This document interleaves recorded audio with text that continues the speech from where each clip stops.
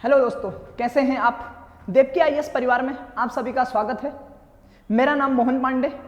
आज हम जिस विषय के बारे में बात करने वाले हैं वो है कैसे करें कम से कम समय में तैयारी।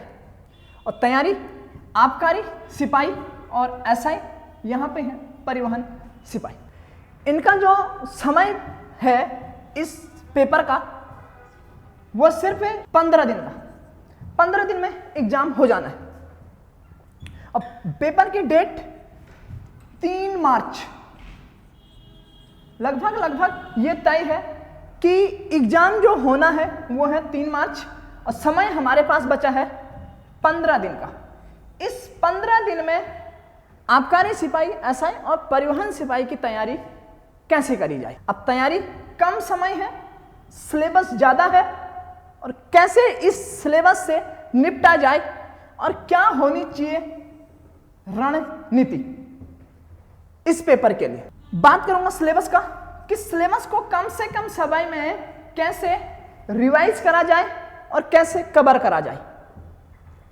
20 नंबर की हिंदी आती है, लगभग 10 ऐसे चैप्टर हैं जहां से हर एग्जाम में क्वेश्चन बनते हैं आपके।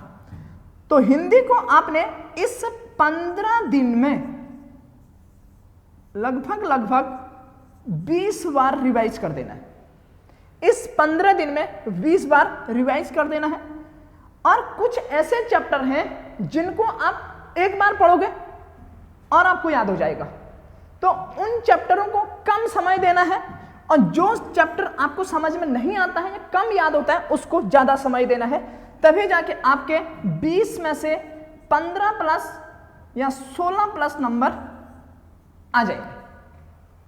यहां पे बात करता हूं उत्तराखंड की। उत्तराखंड है 40 नंबर का और सबसे ज्यादा वास्ट सिलेबस में इसको बोलूंगा क्योंकि उत्तराखंड जो है यहां पर कुछ भी क्वेश्चन बन के आ जाता है। कभी कभी तो ऐसे भी क्वेश्चन बन के आ जाते हैं कि बच्चों ने पढ़े ही नहीं होते हैं। तो उन क्वेश्चनों को आपने क्या करना है, अगर आपने पढ़ा नहीं है तो हाथ नहीं लगाना है पेपर में। तो उत्तराखंड में आपने जो तैयारी करनी है वो उत्तराखंड को लगभग जितना आपने पढ़ा है उतना आपको रिवाइज करना है। और कुछ टॉपिक मैं आपको यहां पर बता देता हूं कि आपको सबसे ज्यादा पढ़ना है उसको। यहां पर भूगोल, उत्तराखंड का भूगोल हो गया, जनगणना जैसा चैप्टर हो गया, यहां पे जनगणना हो गया। और यहां पे उत्तराखंड का इतिहास, उत्तराखंड के इतिहास में भी आपको यहां पे पृथक राज्य आंदोलन, पृथक राज्य आंदोलन से लगभग यहां पर 2 से 3 क्वेश्चन यहां पर बन जाते हैं आपके।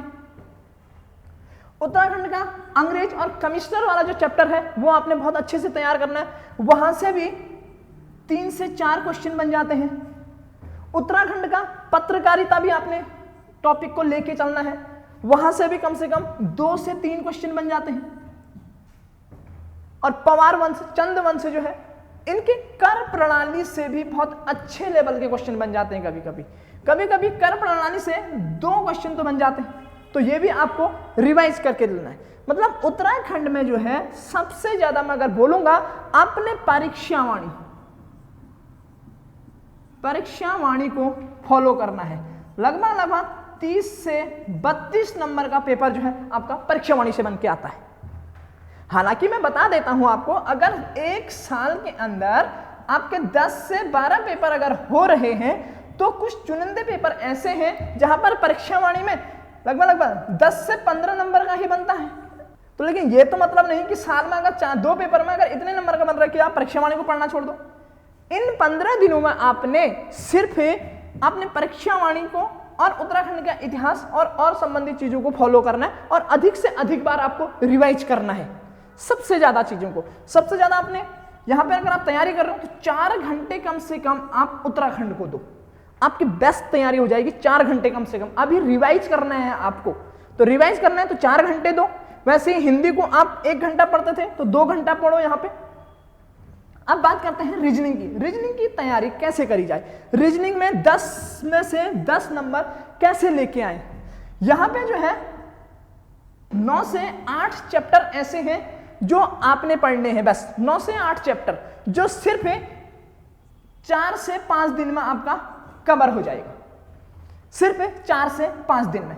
रीजनिंग में आपने 10 नंबर लेके आने हैं और सिर्फ कुछ चुनिंदे चैप्टर आपने पढ़ने हैं। जैसे आप पढ़ लो कैलेंडर, आप पढ़ लो रक्त संबंधी एक चैप्टर आप पढ़ लो, यहाँ पे कोडिंग डिकोडिंग आप पढ़ लो, दिशा वाला चैप्टर आप पढ़ लो, यहाँ पे त्रिभुज गिनना हो गया, आयत गिनना हो गया, वर्ग गिनना हो गया। ये छोटे छोटे से चैप्टर हैं, इनको आप पढ़ लीजिए और अधिक से अधिक बार रिवाइज कर लीजिए। और क्या करना है आपको रीजनिंग के लिए, जितने भी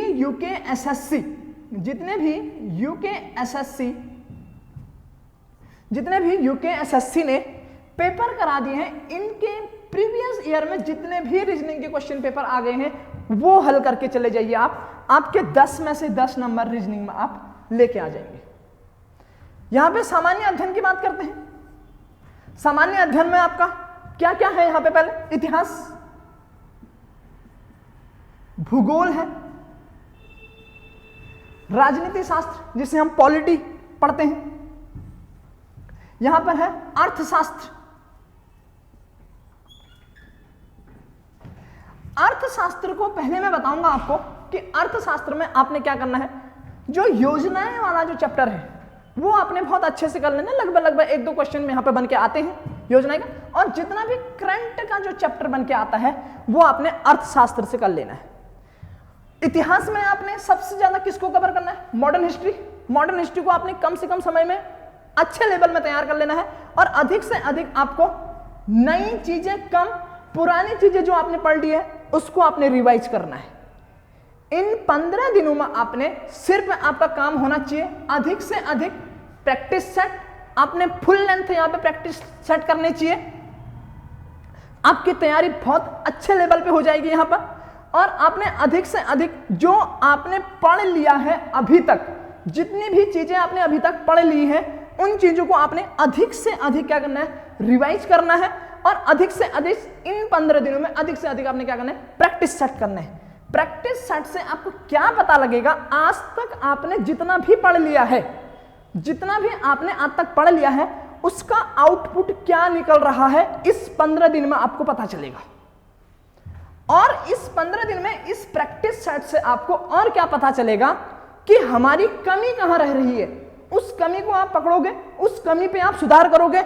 और आपकी हिंदी में कमी है तो हिंदी में किस क्वेश्चन में आपकी कमी रह रही है, किस क्वेश्चन को आप नहीं कर पा रहे हो तो उस चैप्टर को आप ज्यादा पढ़ो। वैसे उत्तराखंड में आप किस टाइप के क्वेश्चनों को नहीं कर पा रहे हो, आप भूगोल का नहीं कर पा रहे हो, आप इतिहास का नहीं कर पा रहे हो, या आप पृथक राज्य आंदोलन के क्वेश्चनों को नहीं पकड़ पा रहे हो, तो आपने इन 15 दिनों में जितने भी प्रैक्टिस सेट आप करोगे तो उन प्रैक्टिस सेटों से आपको यह पता चल जाएगा कि मैं ये क्वेश्चन नहीं कर पा रहा हूं या नहीं कर पा रही हूं, तो आपने उस चैप्टर को ज्यादा से ज्यादा क्या करना है? रिवाइज करना है।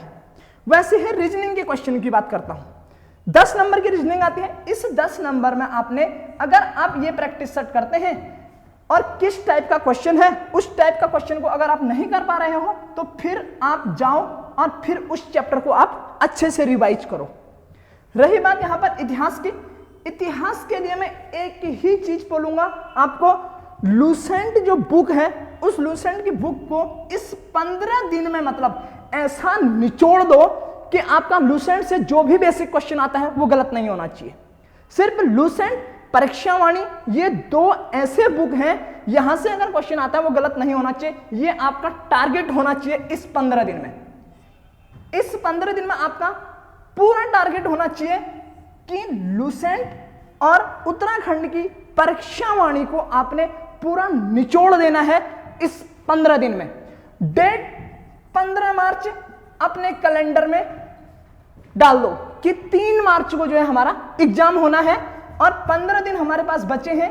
क्या रणनीति हमारी होनी चाहिए और कैसे कैसे हमने सिलेबस को कवर करना है इस 15 दिन में। हिंदी को आपने अधिक से अधिक रिवाइज करना है। कुछ जिस टॉपिक में आपको नहीं आता है उस टॉपिक को आपने ज्यादा कवर करना है। यह हमारी रणनीति होनी चाहिए आबकारी सिपाही, एसआई और परिवहन सिपाही के लिए।